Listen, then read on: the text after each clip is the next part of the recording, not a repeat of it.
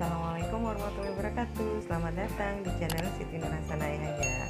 Sebelum kita menonton video ini, jangan lupa like and subscribe ya. Video kali ini adalah video pembelajaran mengenai laporan keuangan atau analisis laporan keuangan yang terkait dengan analisis rasio. Selamat menyaksikan, semoga video ini bermanfaat. Assalamualaikum warahmatullahi wabarakatuh. Kita lanjutkan ya. Ya, cara menghitungnya nanti kita masuk ke sini, tapi saya mau kasih pemahamannya aja dulu. Mana tadi? Nanti ada cara menghitungnya, tapi kalau saya sudah memahami bahwa kalian sudah bisa membaca, meyakini bahwa kalian sudah bisa membaca laporan keuangan. Nah, di sini ada rasio solvabilitas. Jadi rasio ini menunjukkan apakah perusahaan itu mampu untuk memenuhi kewajiban. Jadi misalkan gini, bank mau memberikan pinjaman. Bank mau memberikan pinjaman kepada perusahaan. Kalau kita lihat persamaan akuntansi gitu kan, aset sama dengan liabilities plus modal. Jadi persamaan akuntansi, aset atau harta yang dimiliki oleh perusahaan sama dengan liabilities. Liabilities itu adalah kewajiban. Kewajiban itu salah satunya adalah hutang plus modal. Jadi untuk mencatatnya ternyata memang perusahaan itu kalau nggak punya utang itu kayaknya nggak sah gitu, karena pencatatan akuntansinya persamaannya menyatakan bahwa aset harta yang dimiliki oleh perusahaan atau yang dimiliki oleh perusahaan itu sama aja kewajibannya itu salah satunya bisa didapatkan dari hutang plus modal gitu. Nah itu yang memang artinya kalau perusahaan melakukan pinjaman atau perusahaan berhutang itu udah suatu hal yang sangat wajar. Nah, makanya ketika perusahaan melakukan pinjaman kepada bank, maka bank itu meminta laporan keuangan. Nah, ada beberapa tahun yang lalu ada sebuah lembaga pendidikan dia mulai dari SD sampai dengan kalau nggak salah ada perguruan tinggi, meminta saya untuk membuatkan laporan keuangan. Saya bilang gini, untuk membuat laporan keuangan itu bukan perkara mudah gitu. Itu perkara yang luar biasa sulit. Karena apalagi perusahaan itu tidak pernah mencatat, tidak pernah melakukan pencatatan gitu kan. Apalagi kenapa dia butuh laporan keuangan? Karena misalkan dia mau dapat pinjaman atau dia mau dapat donatur dari pihak-pihak lain atau pihak ketiga gitu. Misalkan, oh saya mau ngasih, misalkan itu adalah sekolah atau yayasan yang bergerak di bidang sosial. Saya mau ngasih uang senilai sekian M, tapi saya mau lihat dulu nanti uang ini bisa nggak dikelola. Saya mau lihat laporan keuangannya. Nah ternyata laporan keuangan itu memang istilahnya dibutuhkan untuk perusahaan itu untuk berkembang. Jadi teman-teman kalau sekarang lagi merintis usaha, cobalah karena kalian ini adalah sarjana ekonomi, cobalah lakukan pencatatan yang sederhana mungkin gitu kan.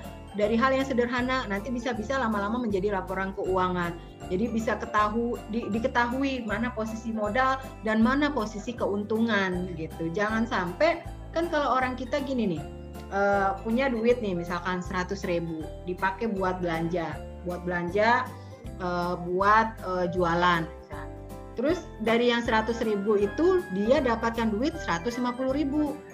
Lalu yang dia bilang untung, alhamdulillah hari ini untung 50.000. Karena dia pegang duit 100.000 yang dibelanjakan, terus dia dapat kembali lagi 150.000. Yang 50.000 dia anggap keuntungan. Salah. Ongkos dia ke pasar tidak dikurangi.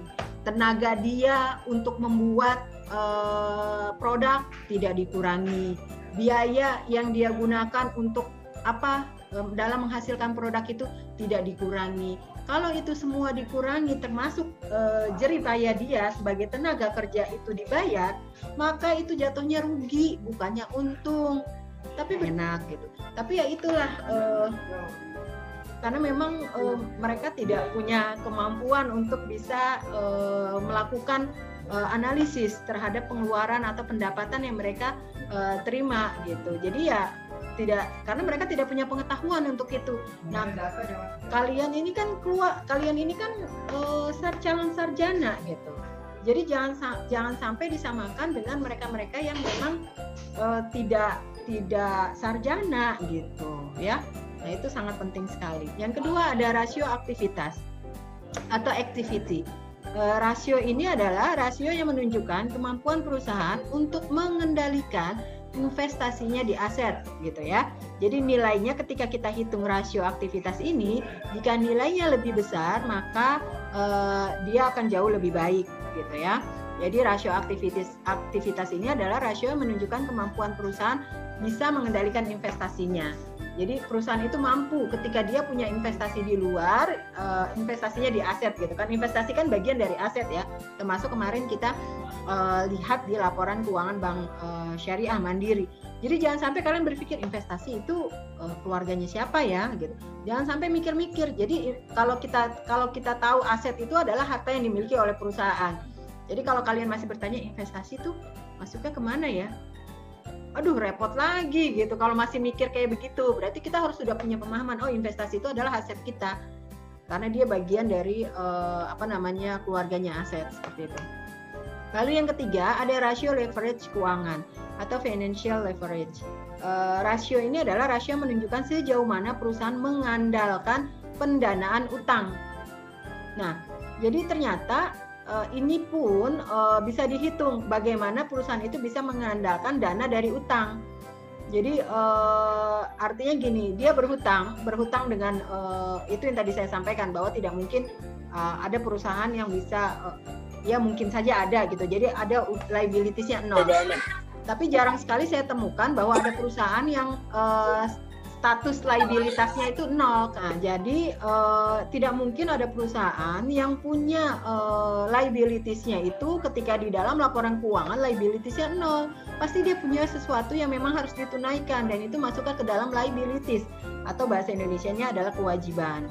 Nah, jadi di sini rasio leverage keuangan dia juga rasio yang menghitung sejauh mana perusahaan mengandalkan pendanaan dari utang.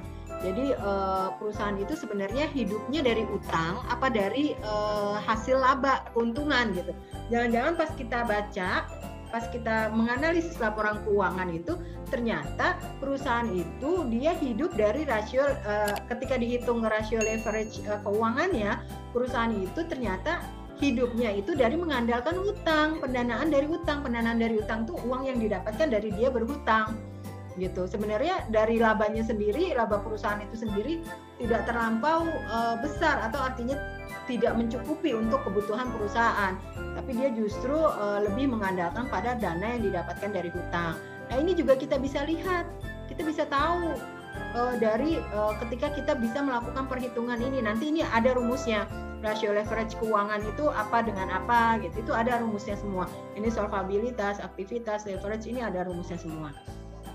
Nah, selanjutnya ada rasio profitabilitas atau profitability. Rasio ini menunjukkan sejauh mana perusahaan mampu menghasilkan laba.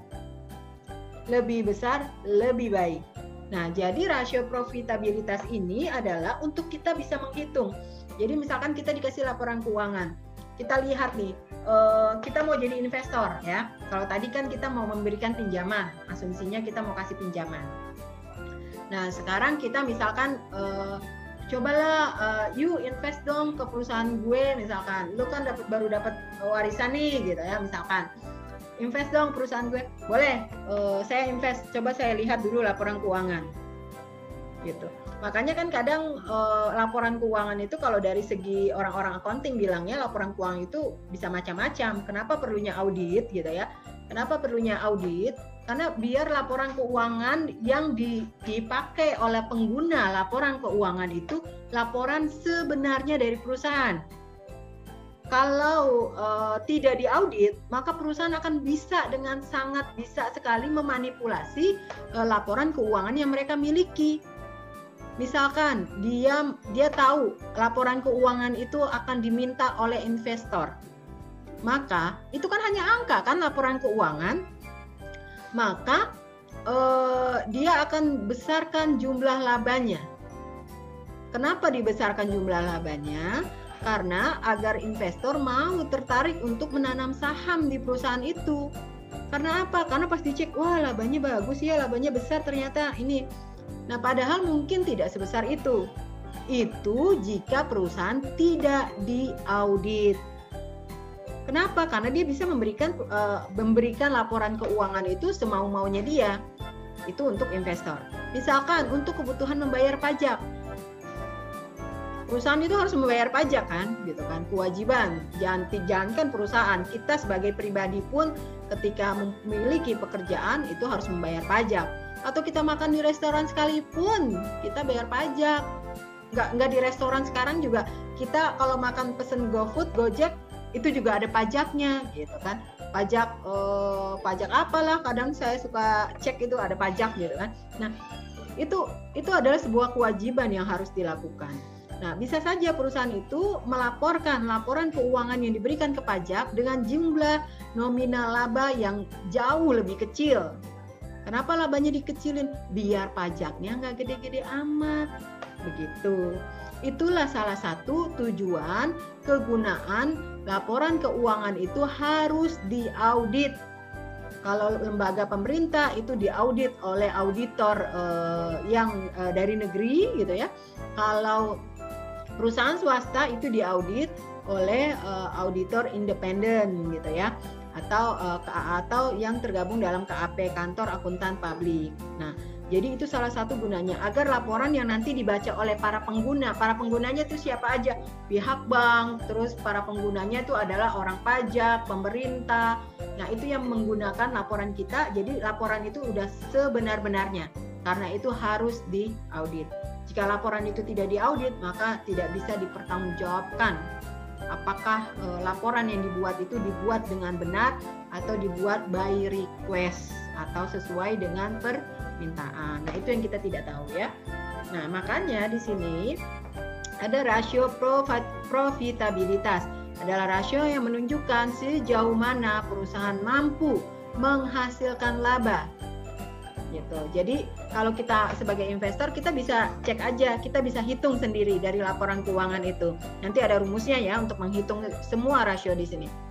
Kita akan cek, oh ternyata rasionya sekian, oh rasionya besar nih. Berarti perusahaan ini memiliki kemampuan untuk mendapatkan laba yang lebih besar. Berarti bagus nih, saya akan invest di sini, gitu. Jadi memang banyak sekali manfaat dengan kita bisa melakukan analisis laporan keuangan. Salah satunya kita bisa sebagai investor, kita juga bisa sebagai orang yang memberikan pinjaman kepada perusahaan. Gitu. Siapa tahu kita sebagai investor kita sukses, kita dapat dana banyak dan kita juga bisa memberikan pinjaman. Jadi kita juga harus mengetahui dan melakukan analisis sesuai dengan laporan keuangan. Seperti itu.